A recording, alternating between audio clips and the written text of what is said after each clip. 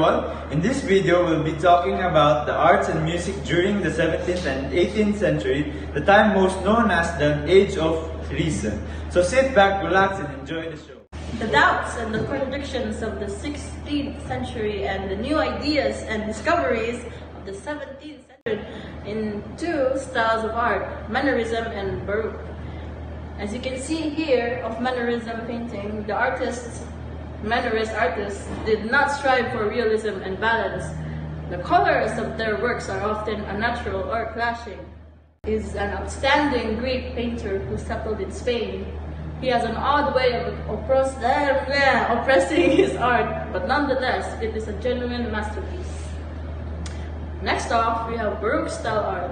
The term Baroque, originally used in a negative sense, refers to the period in art history that stretches from the 1600 to 1750. The Baroque style is grand, dynamic, heroic, active, swirling, sensual, and emotional. The classical age in music covers the period 1750 to early 1800s. The classical music had an elegant style that showed precision, clarity of composition. Symphonies reflected the order and balance of enlightenment. The man who played a major role in setting the style for classical music was an Austrian composer, Franz Joseph Haydn. Although he is not the first to compose a symphony, he has been called father of the symphony. During his lifetime, he wrote a large amount of music including 104 symphonies, 83 string quartets, more than 50 piano sonatas, several. Baroque music expresses the vigor of the 17th and the early 18th century. This broke with past tradition, initiating a radical departure from the music of the 15th and 16th century.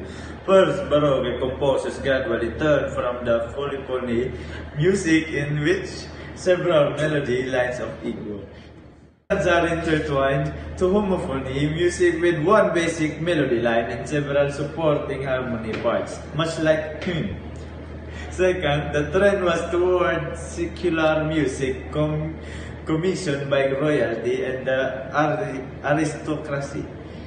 Third, new types of developed during the Baroque era, including the opera and the ballet and the oratorio.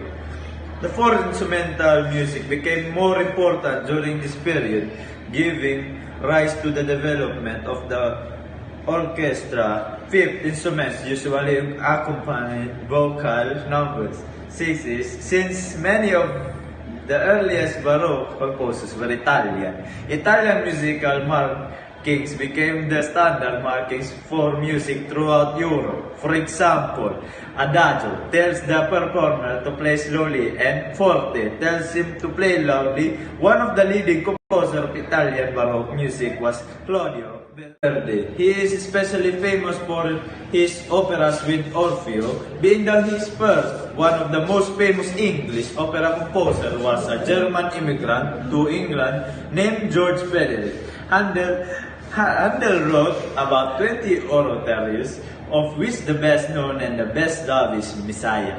Another great Baroque composer was Johann Sebastian Bach. He was a prolific composer. Bach wrote from more than 200 cantatas and several oratorios, as well as organ, chamber, and orchestral music. From 1750 to the early 1800s, classical music turned from the elaborate style of J.S. Bach to an elegant style that showed precision, clarity of composition, and emotional restraint. The main types of compositions are sonatas, concertos, string quartets, and symphonies. They reflected the order and balance of the Enlightenment. He was a versatile composer and excelled in many different types of musical compositions. His operas are still performed today. Especially popular are The Marriage of Figaro, Don Giovanni, and The Magic Flute. He also composed 40 symphonies, instrumental music, and chamber music.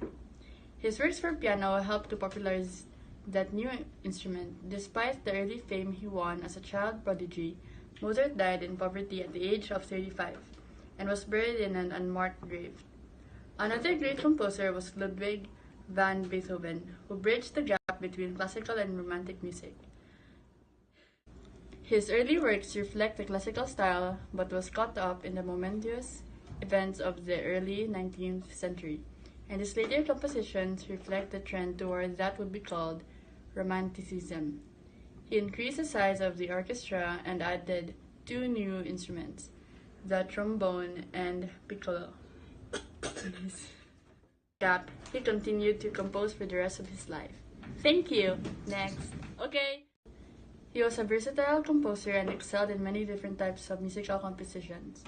His operas are still performed today, especially popular are The Marriage of Figaro, Don Giovanni, and The Magic Flute. He also composed 40 symphonies, instrumental music, and chamber music. His works for piano helped to popularize that new instrument. Despite the early fame he won as a child prodigy, Mozart died in poverty at the age of 35 and was buried in an unmarked grave. Another great composer was Ludwig van Beethoven, who bridged the gap between classical and romantic music. His early works reflect the classical style but was caught up in the momentous events of the early 19th century, and his later compositions reflect the trend toward that would be called Romanticism. He increased the size of the orchestra and added two new instruments, the trombone and piccolo. Gap, he continued to compose for the rest of his life. Thank you. Next. Okay. As was true for art and music, the literature of the Age of Reason was characterized by an imitation of the classical works of ancient Greece and Rome. During this age of neoclassical literature, writers established definite rules which they followed to express themselves reasonably and clearly. Molière was one of the most famous French writers of the 17th century. He was a playwright best remembered for his comedies. The Age of Reason was an age of satire. The foremost poetic satirist was Alexander of his day and his biting and witty satires. He was also one of the most quoted satirists of his age. To err is human and to forgive is divine, and a little learning is a dangerous thing are some of his most familiar phrases. Jonathan Swift was another popular English satirist. He was a master of prose, and his greatest work, Gulliver's Travels, is a favorite children's story about the exciting but strange adventures of a man named Gulliver. Prose writing gained in popularity during this period. The works of two writers helped lead to the development of the modern novel. Robinson Crusoe by